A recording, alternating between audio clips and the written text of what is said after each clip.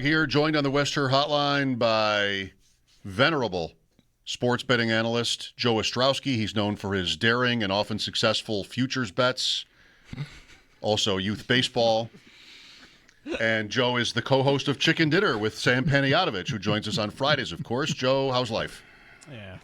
Already drama on the youth baseball front, but we will not discuss that. Less than days before our first practice, but who the hell cares? We finally made it, fellas. We're here. These next 5 days, starting tonight, are going to be awesome. College football tonight. That's right. I'm guessing you don't mean Sabres-Rangers. Sabres having won 11 of 12. That's on TV, too. It's on the screen. Good job. It'll be there, Right. I Yep. think. That was not on. channel. It was not in your intro. Nothing about hockey was mentioned in your.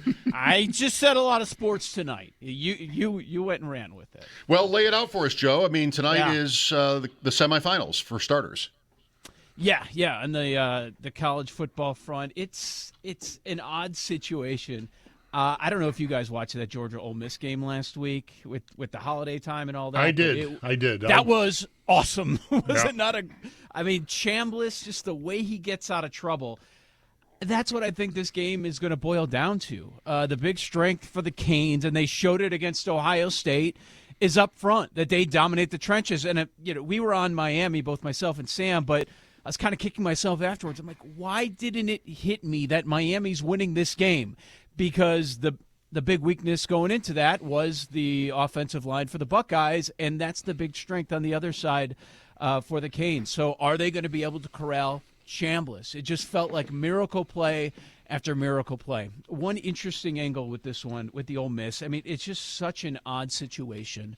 When you have a head coach leave, now you have the interim guy, and then the offensive mastermind that left came back after the fans were swearing at him as he's getting on the plane, and then they win a couple of playoff games. But those first 2 playoff games against opponents they saw in the regular season. So now it's going to be a little bit different against Miami. Ole Miss is fun. It's a great story. They're the long shot now. They're 6-1 for the title odds. Miami, the favorite.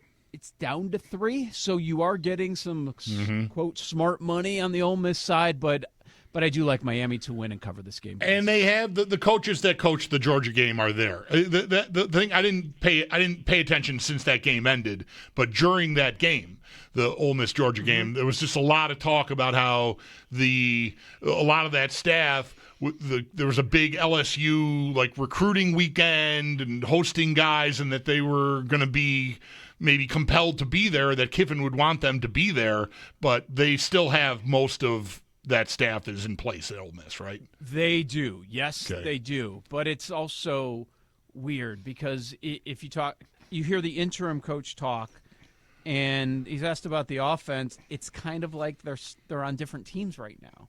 Right? It's very weird. Well, I don't really know what's going on with the offense. I just hope they score a lot of points. Right. It's odd. But, yeah, the Blue Bloods are out, guys. I don't know if this is going to be a good thing as far as excitement ratings, in my world, the betting handle and all that.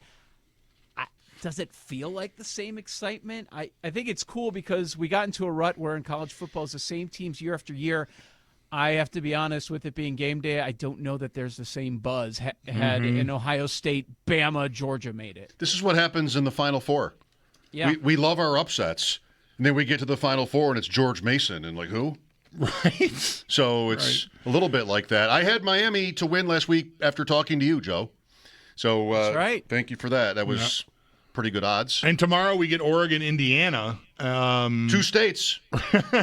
2 of the states. Any quick thoughts on that before we move on to Wild Card Weekend, Joe? Yeah, I'll keep it shorter here. Sam will have a lot on this one tomorrow. It's his favorite play of the CFP with you guys here. But, yeah, you're going to have a Big Ten team. We saw this matchup during the season, and in that game it was a tie game, middle of the fourth quarter. And I think it's going to be a similar situation. Feels like it's gotten out of hand with Indiana. Like, they're talked about as they are unbeatable. They have no weakness. Offense, defense, the coaching, discipline, all of that. I don't agree with that. I think Oregon can hang in this game. They can pull off the upset. I'm going to be on the Oregon side. Pretty cool to get two of the top two quarterbacks, maybe both top 5 picks at worst. Top two, maybe even, right? Yeah, that's they're pretty top hot. 2 in odds. Yeah, Mendoza's the favorite to go to the Raiders, and the second favorite is Moore. if he comes out, right? Yeah. That'll be the question for him. That's the Jets if he wants it. It's a question. It's Bad a question. options. Yeah. Okay, so Bills Jaguars, Joe. Bills favored by 1.5. I hope you saw this incredible Jacksonville stat about their history when the total is 49 or higher. They are 1-25, and their one was the first of these games in 1999. They have lost 25 straight games where the total was 49 or higher, most of which were games they were underdogs in. They haven't been good very often. I'm not sure it means anything to this game, but it's an incredible stat. Bills -1.5 and 52. Speaking to that total, the one thing that keeps popping up to me with Liam Cohen being the guy, naturally a lot of people talk about the offense and Trevor Lawrence. We're in the midway point. People are having real conversations. Oh, he's got to move on from Trevor Lawrence. He's not the guy. He's going to handpick his own guy. And look at where we are right now with this 8-game winning streak and what they've done. Now, not the most challenging schedule, but to win 8 in a row in this league, still a tough thing to do, and a couple of impressive wins in there. Everything points to the Jacksonville defense for me. Early in the season, it felt like a lot of this was turnover-based, or that's what people were thinking, and then as the season played out in full, I think we can walk away and say, no, this is actually a legitimate defense. So that stout rushing defense, how do they do against Cook and Allen on the ground? That's where I come with this game. It's just everything points to what are they able to do. Now, if I'm going to oversimplify it, I look at Josh Allen, even though there have been some struggles on the road, it's a pick'em. Am I going to go against the best quarterback in this playoff in a pick'em scenario? No, I'm not, but I can't sit here and honestly tell you that I have the most confidence in the world. I think it's a pick'em for a reason, and just the way the AFC is set up, I think it's unfortunate that this is the Bills' first opponent because I see the winner of this game making a deep run. That's how Bulldog feels. Best two teams. Well, yeah. Ross Tucker said the same thing to us on Tuesday, and I was feeling like for weeks here, really after you mentioned, not the hardest schedule, but they did a number on Denver before the holidays, and that was those 2 days after that were the last 2 days I worked until after New Year's, and that really put a scare in me seeing them do that to Denver. So I was thinking all along, that's the team I least want to see is Jacksonville because of a lot of the points you made. The run defense has been so good all year long. But I'm reminded as this week has gone on, I mean, it was nowhere near a pick'em last year when Denver came here. The Bills were huge favorites, and it turned out rightly so. But there was a lot of talk about Denver's defense overall and their run defense, and the Bills just chewed them up. So, we'll see. Maybe Jacksonville's had, undeniably, they've had an excellent run defense all year, but maybe they ain't seen this yet, Yeah, for sure. Am I going to pick the elite offense or, to this point, the elite defense? In this scenario, I'm going to take the elite offense. That's just where I'm at. That's where it comes down to with this game. And plus, I can't, be consoling Sam for the next few months. Sam has so much money invested in Bills futures. It's kind of been fun listening to you guys through the year, through the football season, and then talking to you. And there have been times when I'm tuning in to see what your angle is on a Bills game, and you're often asking us how we feel about different games through the course of the season, survivor bets, whatever it is. And I think maybe I would say your shows have been more optimistic than ours about them. I mean, we're doing these road hits, and you sort of feel like you're invited on shows to rep the Bills. And I go on and I don't know. I don't really trust this that much. It's more of an Allen is the whole team than I think it's ever been. So, sure. I mean, it reminds me of last year, Joe, when we would talk in the playoffs, and are you really going to, or is this 2 years ago, or both? Are you really going to bet against Mahomes? Do you really want to do that? Are you sure? He's getting points. Are you sure?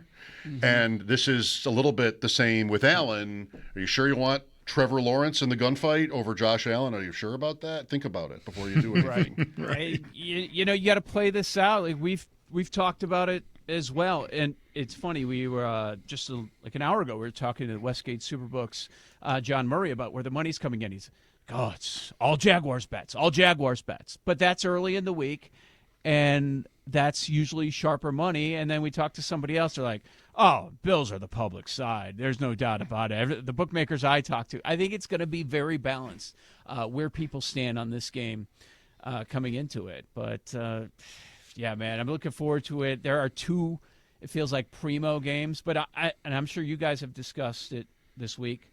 Well, it is a coin flip for a reason.